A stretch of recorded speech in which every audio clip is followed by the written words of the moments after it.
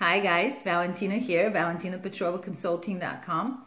And sorry I've been missing for a while, maybe 3-4 months. I ended up getting a house project and I had to focus on renovating it, fixing it up, making it pretty. And now I'm enjoying it and happy to produce more videos for you on relationships and personal development and yoga and even some of my pole experiments, my dancing experiments, just for fun. So today's topic is how do you unlove someone? It was a question that one of my Facebook friends asked, and I thought, hey, that's a good question.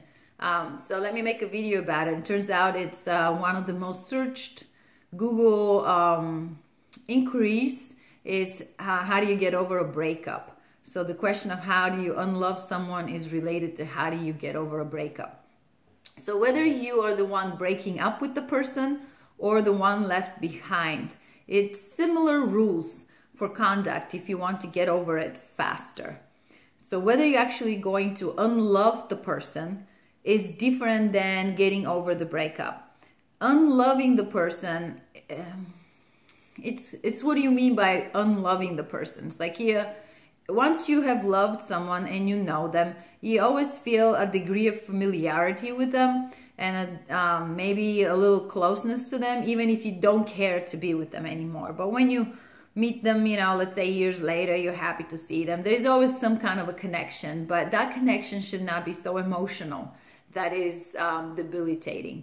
If it's so emotional that is taking you off your balance, then you haven't gotten over the breakup. So you need to get over the breakup. And how do you do that? Very simple rules.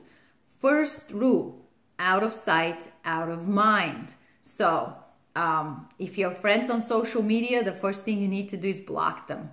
Not just defriend them, because Facebook will send you reminders. Hey, do you know this person? You want to be friends with them, right? That's what Facebook does. And so you want to block them. On top of that, your friends who are also friends with them, when they post pictures or any kind of content that that person is in, you're going to see it in your newsfeed from your other friends. So it's still a reminder of your person. So if you block them, Facebook will eliminate all content of that sort. Also, your person that you just broke up with, they will not be able to see what's going on with you. So they won't be able to bother you or show up in places where you were going and basically stalk you. So out of sight, out of mind. Clear up your house of all reminders of that person. You got pictures hanging on the wall, take them down. You got their favorite sweatshirt still in the closet, you take it away, take it to the secondhand store. Just scrub the place clean of reminders. You even go through your phone and archive any kind of pictures and videos of you guys doing stuff. So just basically you don't want content related to this person popping up randomly in your life for no particular reason. And on top of that, when you're still friends with them on Facebook, you're going to see the highlights of their life. Remember, it's not real life. You don't post on Facebook all your life and all your challenges and all your struggles and all your daily baloney, right? You post happy pictures, places you're doing something fun at, friends and stuff like that. So by exposing yourself to your other person's highlights of their life, you kind of feel like, whoa, but what about me? And if you're not in such a good place, you start comparing yourself, it just drives yourself crazy. So block them from social media, everything. Facebook, Instagram, everywhere you find them, just block them, block them, block them. So in addition to scrubbing them off your life as much as possible, and if you can't completely, let's say you're sharing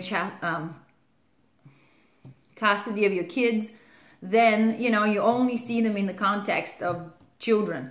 And then as little contact as possible. Any kind of messaging, phone conversations, it has to be about the children. So they call you up and you're like, is this regarding the children? And they're like, no, I just want to talk to you. Like, I'm not available. I'm only available to talk about the children. Collect the phone.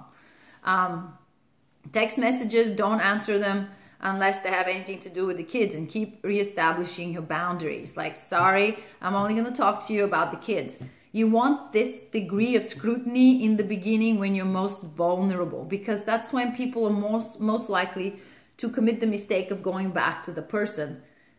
And to prevent yourself from going back to the person, you need to write out all the reasons for which this relationship was not good for you.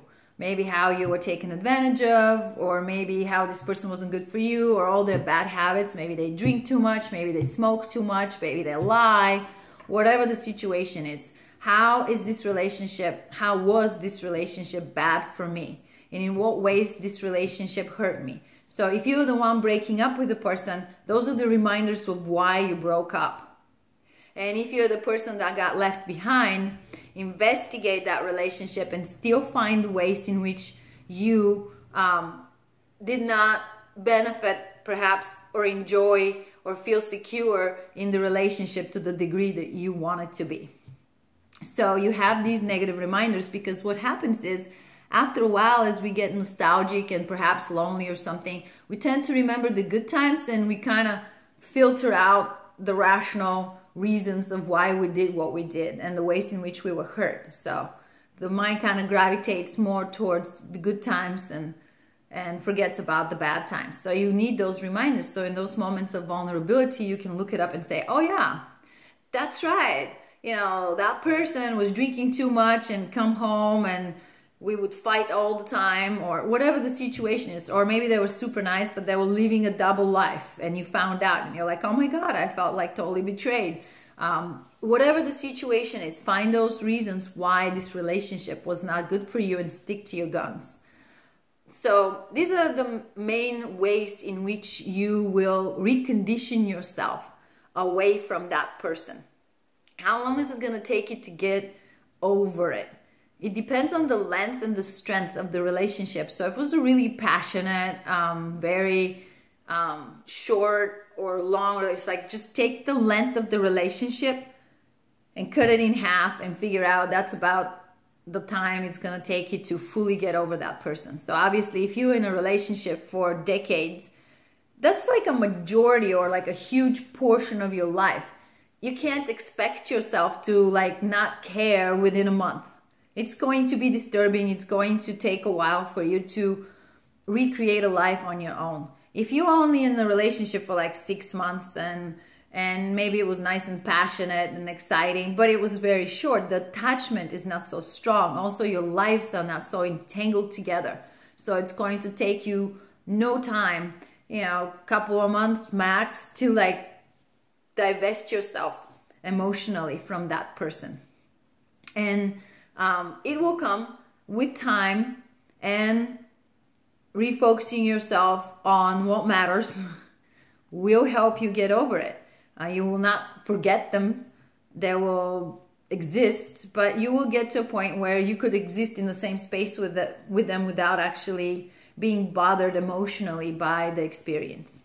So that's what I have to say about getting over breakups. And they're not easy, neither for the one breaking up or the one that's being broken up with. But they're necessary when they're necessary, right? So be human, give yourself space to grieve, give yourself space and understanding to take care of yourself. Surround yourself with good friends. Get a couple of friends who, you know, they'll listen to you venting about your ex. And they will hold you with respect and love and care. And they'll know that you're going to be there for them too when that happens to them. That's very healing. Spend time with friends, spend time with family, spend time doing things you like. Don't immediately rush into somebody else's bed. You're just going to bring your problems into their life. And you're essentially using them for your own feeling better about yourself selfishly. Don't do that, and then you can end up in a relationship you didn't think through and probably will have to break up with that person later anyways. So that's that. If you have any questions, send them my way. I will be happy to entertain something in a little video, and I'll be seeing you again on YouTube or Facebook or my newsletter. And in the spirit of giving, if you like this content, please share it and help one of your friends perhaps. All right, have a wonderful day. ValentinaPetrovaConsulting.com, and feel free to sign up for my newsletter so you know when the next content is popping out. Also subscribe to my channel. Take care, guys. Bye.